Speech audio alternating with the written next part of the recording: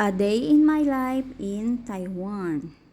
Hello mga kapanyang ko! Samahan niyo ako muli sa aking ganap sa araw na ito.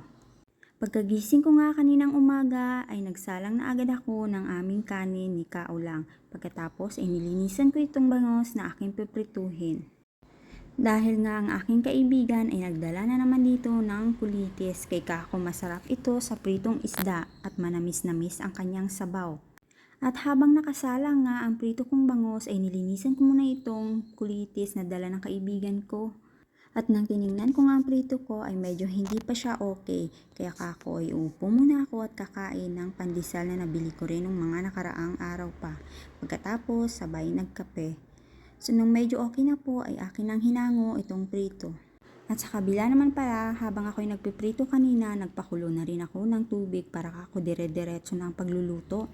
At nang kumulo na nga, nilagay ko na rin yung kakaunting okra at kakaunting sitaw na natira pa nung mga nakaraan. Hindi pa kasi ako napunta sa palengke. At nang kumulo na nga ulit ay akin na tong nilublob yung kulitis na aking nilinisan kanina.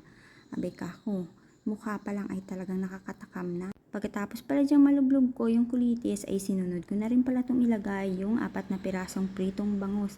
Kaya kako pahirapan na naman talaga ito pagkain dahil matinik yung bangus, kaya nga naisipan kong iprito na lang kaysa ihalong sariwa. Nagdagdag din pala ako dyan ng konting magic sarap dahil natikman ko kanina ay medyo matabang siya. At nung binuksan ko na nga ulit, abay ito na ang kanyang mukha, green na green talaga mga kapanyang ko, kain na na!